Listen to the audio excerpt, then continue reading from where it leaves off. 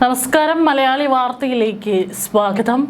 നായയുടെ കടിയേറ്റ് 5 മാസത്തിന് ശേഷം പേവിഷബാധയേറ്റ് ഒരു 9 വയസ്സുകാരി മരിച്ചു എന്നുള്ള വാർത്തകളാണ് പുറത്തു വരുന്നത്. കേരളത്തിലടക്കം നിരവധി മരണങ്ങളായിരുന്നു ഇത്തരത്തിൽ പേവിഷബാധയേറ്റ് റിപ്പോർട്ട് ചെയ്യപ്പെട്ടിരുന്നത്. അതിൽ കുട്ടികളും ധാരാളം ഉണ്ടായിരുന്നു. ഇത് മുംബൈയിൽ നിന്നാണ് ഈ വാർത്ത വരുന്നത്. കാശിഷ് സഹാനി എന്ന് പറയുന്ന 9 വയസ്സുകാരിയാണ് ഇപ്പോൾ മരിച്ചിരിക്കുന്നത്. 5 മാസം മുമ്പാണ് കുട്ടിക്ക് നായയുടെ കടിയേറ്റത്. കാശിഷ് സഹാനി പ്രതിരോധ വാക്സിൻ എടുത്തിരുന്നില്ല. രോഗലക്ഷണങ്ങൾ തുടങ്ങിയതിനെ തുടർന്ന് ചികിത്സയിലിരിക്കെയാണ് കുട്ടി മരിച്ചിരിക്കുന്നത്. 6 മാസം മുമ്പ് കാശിഷ് തൻ്റെ മുത്തച്ഛനോടൊപ്പം നടക്കുമ്പോഴാണ് നായ ആക്രമിച്ച സംഭവം ഉണ്ടായത്. ഒരു തെരുവ് നായ കാശിഷിൻ്റെ കൈയിൽ മാന്തി, മുറിവുണ്ടാവുകയും ചെയ്തിരുന്നു. അടുത്ത ദിവസം വീട്ടുകാർ ആശുപത്രിയിൽ കൊണ്ടുപോയെങ്കിലും കുട്ടി ഇഞ്ചക്ഷനെയും സൂചികളെയും ഭയപ്പെട്ടതിനാൽ വാക്സിനേഷൻ പൂർത്തിയാക്കാൻ കഴിഞ്ഞില്ല. ശരീരത്തിലെ മുറിവുകൾ പിന്നെ വേഗത്തിൽ ഭേദമായപ്പോൾ കുട്ടിയുടെ രക്ഷാകർത്താക്കളും അത് അവഗണിക്കുകയായിരുന്നു. അടുത്തിടെ കാശിഷിന്റെ ആരോഗ്യം പെട്ടെന്ന് വഷളായപ്പോൾ കുട്ടിയുടെ നില ഗുരുതരമാണെന്ന് കണ്ട കുടുംബം ഉടൻ തന്നെ ഒരു പ്രാദേശിക ആശുപത്രിയിലേക്ക് കൊണ്ടുപോയി. പിന്നീട് കുട്ടിയെ വിദഗ്ധ ചികിത്സയ്ക്കായി മുംബൈയിലെ കസ്തൂർബ ആശുപത്രിയിലേക്ക് മാറ്റിയെങ്കിലും മരിക്കുകയായിരുന്നു. മരണകാരണം റാബിസ് അണുബാധയാണെന്ന് മെഡിക്കൽ റിപ്പോർട്ട് ഔദ്യോഗികമായി സ്ഥിരീകരിച്ചു. ഇവിടെ പൂർണ്ണമായിട്ടും കുട്ടിയുടെ രക്ഷിതാക്കളുടെ ഭാഗത്ത് തന്നെയാണ് തെറ്റ്. കാരണം ഇത്തരത്തിൽ ആ കുട്ടിയെ നായ മാന്തുകയും അതിൽ മുറിവേൽക്കുകയും ചെയ്തിരുന്നു. പക്ഷേ ആ കുട്ടി ഇഞ്ചക്ഷനെയും മറ്റും ഭയന്നിരുന്നതിനാൽ തന്നെ അവർ ചികിത്സ വേണ്ട എന്നുള്ള ഒരു തീരുമാനത്തിലെത്തുകയും പിന്നീട് പുറത്തുള്ള മുറിവ് ഉണങ്ങിയപ്പോൾ കരുതി കാണും പിന്നീട് ഇനി കുഴപ്പമൊന്നും ഉണ്ടാവില്ല എന്നുള്ളത്. പക്ഷെ അപ്പോഴേക്കും വൈറസ് ശരീരത്തിൽ ബാധിച്ചിരുന്നു. പിന്നീട് സ്ഥിതി ഗുരുതരമായപ്പോൾ കുട്ടിയെ രക്ഷിക്കാൻ സാധിക്കാതെയും വന്നു.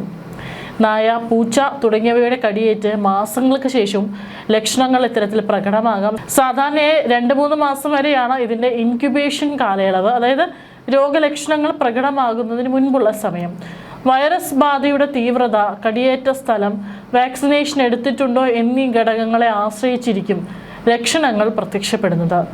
അപൂർവമാണെങ്കിലും സാന്നിധ്യം മാസങ്ങൾക്ക് ശേഷം ലക്ഷണങ്ങൾ വരുന്നത് അപൂർവമാണെങ്കിലും കൃത്യമായ ചികിത്സ ലഭിച്ചില്ലെങ്കിൽ ഇത് സംഭവിക്കാം.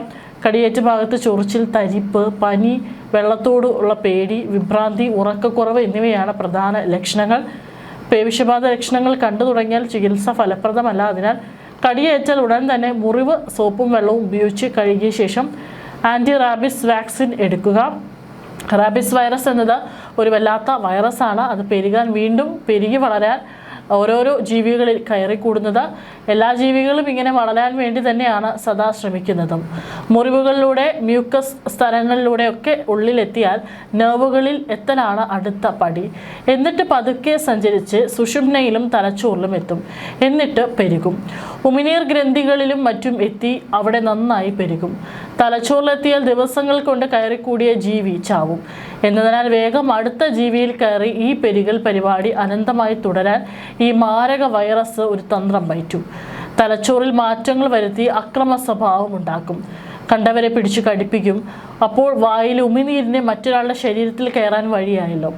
ഇത്തരത്തിൽ പറ്റിയ മുറിവിൽ നിന്നും അവർ പതുക്കെ നീങ്ങി അടിയിലെ നെർവ് തലപ്പുകൾ കണ്ടെത്തും. അതിനു മുമ്പ് സോപ്പിട്ട് കഴുകി വൃത്തിയാക്കാൻ പറ്റിയാൽ തന്നെ വലിയൊരു അപകട സാധ്യത കുറയും.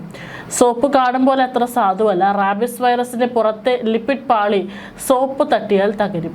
പിന്നെ വൈറസ് വെറും ബറ്റൂക്കസ് ആകും. അതിനെ നമ്മുടെ നെർവുകളിൽ ബന്ധിക്കാൻ കഴിയാതെയാവും. നമ്മൾ രക്ഷപ്പെടും. അതിനാൽ 10-15 മിനിറ്റ് സോപ്പ് പതച്ച് പൈപ്പ് വെള്ളത്തിൽ കഴുകുന്നതിനും പ്രധാന ചികിത്സ വേറെ ഒന്നുമില്ല. എന്നിട്ടേ ആശുപത്രികളിലേക്ക് എടുത്ത് ഓടാൻ പാടുള്ളൂ. അല്ലാതെ പാമ്പ് കടിയേറ്റ ആളെ കൊണ്ട് ഓടും പോലെ വണ്ടി പിടിച്ച് ഓടരുത്.